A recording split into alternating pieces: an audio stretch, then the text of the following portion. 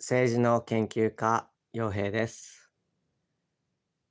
今日は岡倉天心先生の茶の本 The Book of Tea を朗読したいと思います。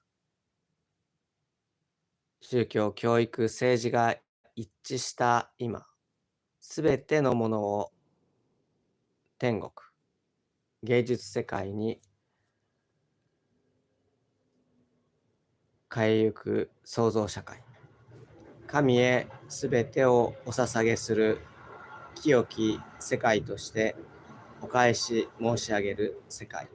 その一助として茶の本が The Book of Tea が非常に重要になってくると思いますので朗読させていただきます。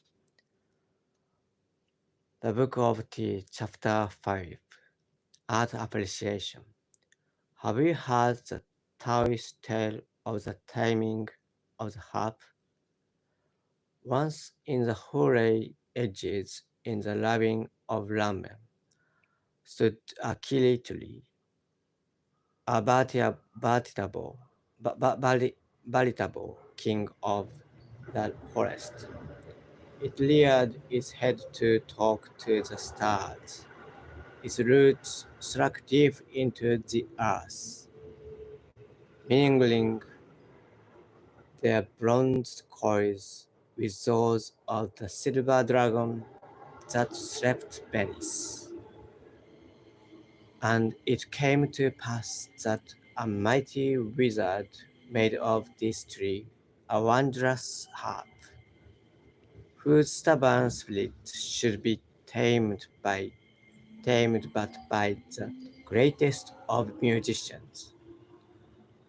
For long the instrument was treasured by the Emperor of China, but all in vain were the efforts of those who in turn tried to draw melody from its strings. It responds to their utmost strivings. There came from the harp but harsh notes of disdain, ill according with the song they fain would sing.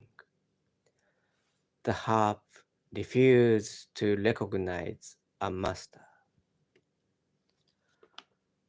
At last came Peifor, the prince of harpists. With tender hand he caressed the harp as one might seek to soothe an unruly horse, and softly touched the chords. He sang of nature and the seasons, of high mountains and flowing waters, and all the memories of the tree awoke. Once more the sweet bliss of spring played amidst its branches. The young cataracts, as they danced down the ravine, laughed to the budding flowers. Anon were heard the dreamy voices of summer, with its myriad insects, the gentle pattering of rain, the wail of the cuckoo. Hawk, a tiger roars, the valley answers again. It is autumn. In the desert night, sharp like a sword, gleams the moon upon the frosted grass. Now winter rains, and through the snow-filled air soar flocks of swans, and rattling hailstones beat upon the woods with fierce delight. Then Peiho changed the key and sang of love. The forest swayed, like an ardent flame deep lost in thought. On high, like a haughty maiden, swept a cloud bright and fair, but passing, trailed long shadows on the ground, black like despair. Again the mood was changed. Peyo sang of war, of crashing steel and trampling steeds, and in the harp arose the tempest of Lamme. The dragon roared, the lightning, the thundering avalanche crashed through the hills. In ecstasy, the celestial monarch asked Peiho, wherein lay the secret of his victory. Sir, he replied, others have failed because they sang but of themselves. I left the harp to choose its theme, and knew not truly whether the harp had been paid for, or paid for was the harp.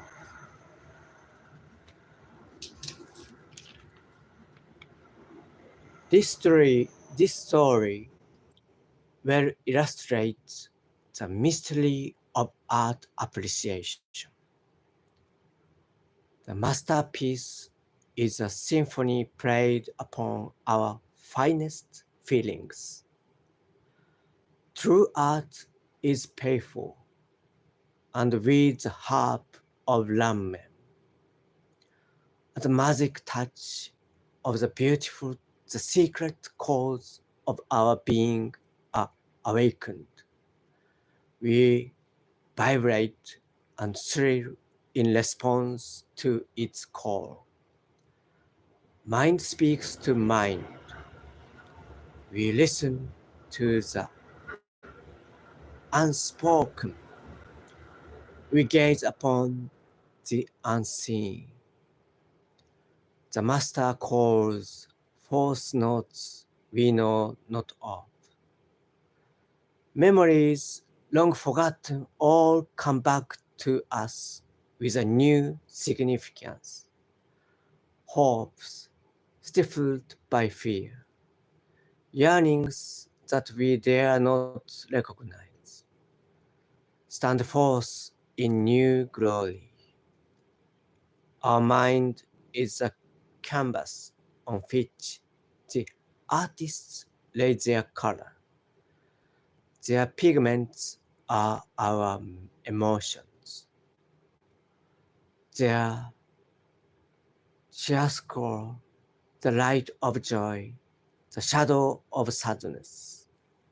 The masterpiece is of ourselves, as we are of the masterpiece.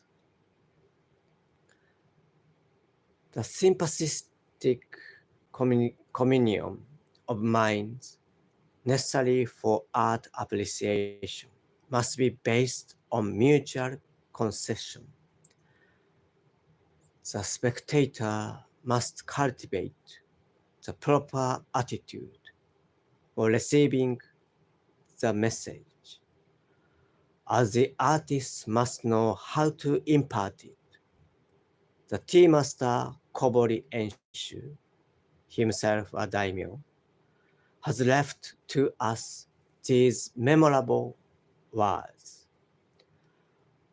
Approach a great painting as though wouldst approach a great prince. In order to understand the masterpiece, you must lay yourself low before it and await with bated breath its least utterance. An eminent sang critic once made a charming confession. said he, "in my young days, I praised the master whose pictures I liked. But as my judgment matured, I praised myself for liking what the masters had chosen to have me like. It is to be deplored that so few of us really take pains to study the modes of the masters. In our stubborn ignorance, we refuse to render them this simple courtesy, and thus often miss the rich repast of beauty spread before our very eyes.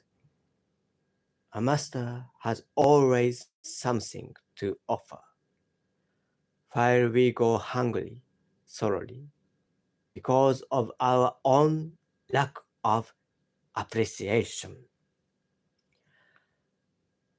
To the sympathetic, a masterpiece becomes a living reality towards which we feel drawn in bonds of comradeship. The masters are immortal, for their loves and fears living us over and over again. It is rather the soul than the hand, the man than the technique, which appeals to us. The more human the call, the deeper is our response. It is because of this secret understanding between the master and ourselves that in poetry or romance we suffer and rejoice with the hero and heroine. Chikamatsu, our Japanese Shakespeare, has laid down as one of the first principles of dramatic composition the importance of taking the audience into the confidence of the author. Several of his pupils submitted praise for his approval, but only one of the pieces appealed to him. It was a play somewhat resembling the Comedy of Errors, in which twin brethren suffer through mistaken identity. This, said Chikamatsu, has the proper spirit of the drama, for it takes the audience into consideration. The public is permitted to know more than the actor. It knows where the mistake lies, and pities the poor figures on the board who innocently rush to their fate. The great masters both of the East and the West never forgot the value of suggestion as a means for taking the spectator into their confidence.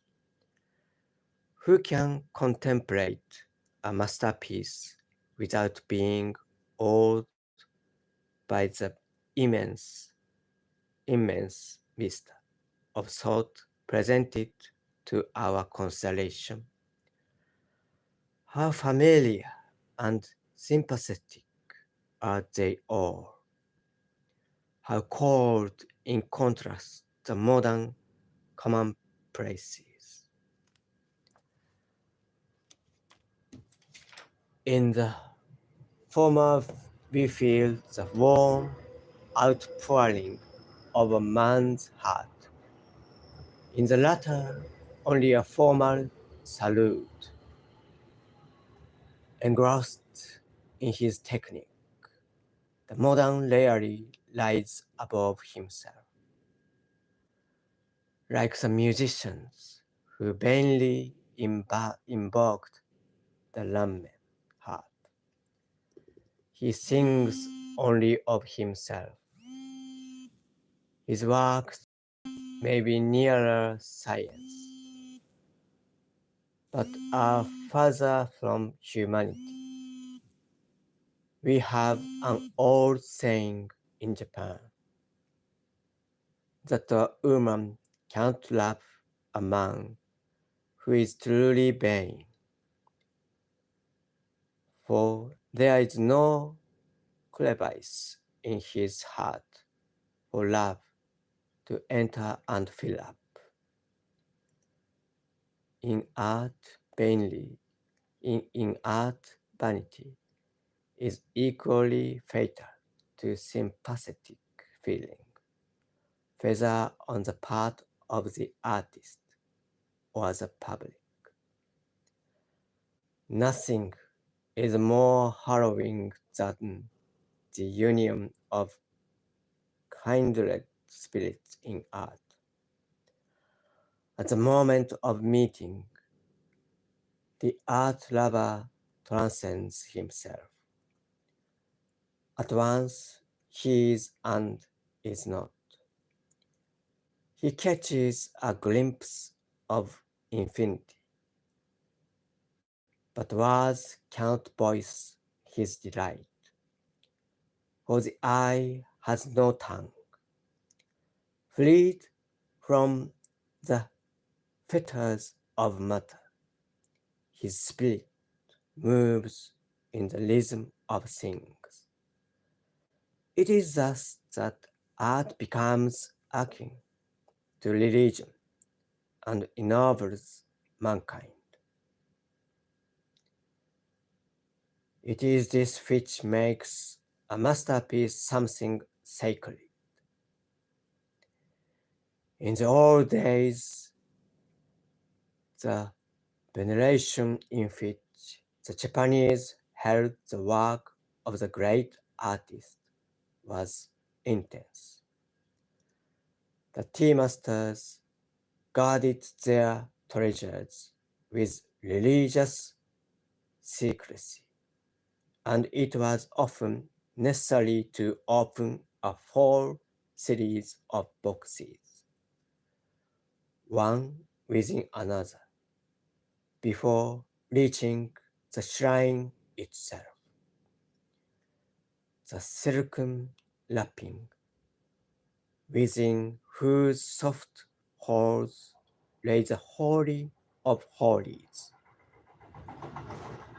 rarely was the object exposed to view, and then only to the initiated. At the time when theism was in the ascendancy, the Taiko's generals would be better satisfied with the present of a rare work of art than a large grant of territory as a reward of victory. Many of our favorite dramas are based on the loss and recovery of a noted masterpiece. For instance, in one play, The Palace of Lord Hosokawa, in which was preserved the celebrated painting of Dharma by Sesson, suddenly takes fire through the negligence of the samurai in charge, resolved at all hazards to rescue the precious painting. He rushes into the burning building and seizes the kakemono, only to find all means of exit cut off by the flames. Thinking only of the picture, he thrashes open his body with his sword, wraps his torn sleeve about the sesson, and plunges it into the gaping wound. The fire is at last extinguished. Among the smoking embers is found a half-consumed corpse, within which reposes the treasure uninjured by the fire. Horrible as such tales are, they illustrate the great value that we set upon a masterpiece, as well as the devotion of a trusted samurai. We must remember, however, that art is of value only to the extent that it speaks to us. It might be a universal language if we ourselves were universal in our sympathies. Our finite nature, the power of tradition and conventionality, as well as our hereditary instincts, restrict the scope of our capacity for artistic enjoyment. Our very individuality establishes, in one sense, a limit to our understanding, and our aesthetic personality seeks its own affinities in the creations of the past. It is true that with cultivation our sense of art appreciation broadens, and we become able to enjoy many hitherto and unrecognized expressions of beauty. But after all, we see only our own image in the universe. Our particular idiosyncrasies dictate the mode of our perceptions. The tea masters collected only objects which fell strictly within the measure of their individual appreciation.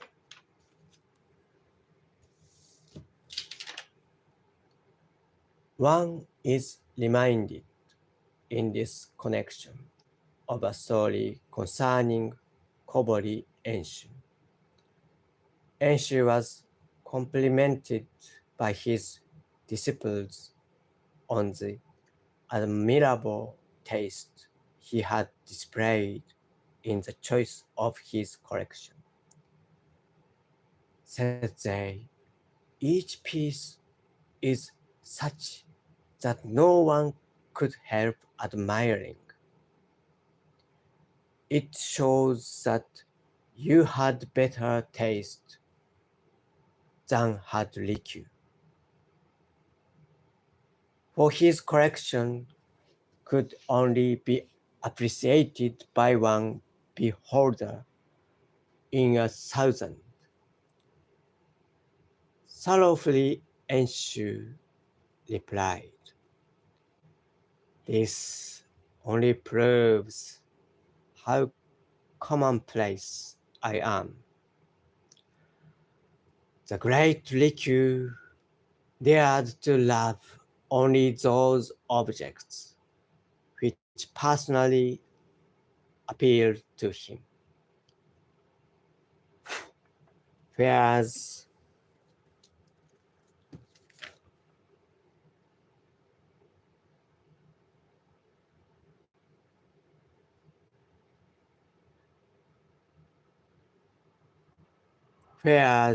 I unconsciously cater to the taste of the majority. Verily, Rikyū was one in a thousand among tea masters. It is much to be regretted that so much of the apparent enthusiasm for art at the present day has no foundation in real feeling. In this democratic age of ours, men clamor for what is popularly considered the best, regardless of their feelings. They want the costly, not the refined, the fashionable, not the beautiful.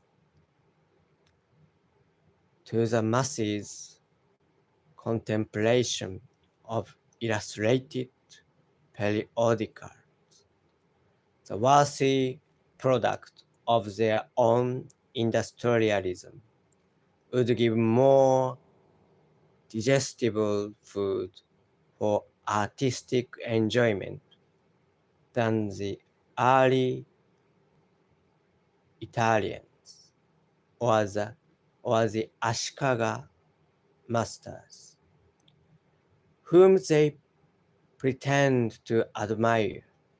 The name of the artist is more important to them than the quality of the work. As a Chinese critic complained many centuries ago, people criticize a picture by their ear. It is this lack of genuine appreciation that is responsible for the pseudo-classic horrors that today greet us wherever we turn. Another common mistake is that of confusing art with archaeology. The veneration born of antiquity is one of the best traits in the human character, and fain would we have it cultivated to a greater extent. The old masters are rightly to be honored for opening the path to future enlightenment. The mere fact that they have passed and scattered through centuries of criticism and come down to us, still covered with glory, commands our respect. But we should be foolish indeed if we valued their achievement simply on the score of age. Yet we allow our historical sympathy to override our aesthetic discrimination. We offer flowers of approbation when the artist is safely laid in his grave. The 19th century, pregnant with the theory of evolution, has moreover created in us the habit of losing sight of the individual in the species. A collector is anxious to anchor specimens to illustrate a period or a school, and forgets that a single masterpiece can teach us more than any number of the mediocre products of a given period or school. We classify too much and enjoy too little. The sacrifice of the aesthetic of the so-called scientific method of exhibition has been the bane of many museums. The claims of contemporary art cannot be ignored in any vital schemes of life. The art of today is that which really belongs to us. It is our own reflection. In condemning it, we but condemn ourselves. We say that the present age possesses no art. Who is responsible for this? It is indeed a shame that despite all our rhapsodies about the ancients, we pay so little attention to our own possibilities. Struggling artists, weary souls lingering in the shadow of cold disdain. In our self-centered century, what inspiration do we offer them? The past may well look with pity at the poverty of our civilization. The future will laugh at the barrenness of our art. We are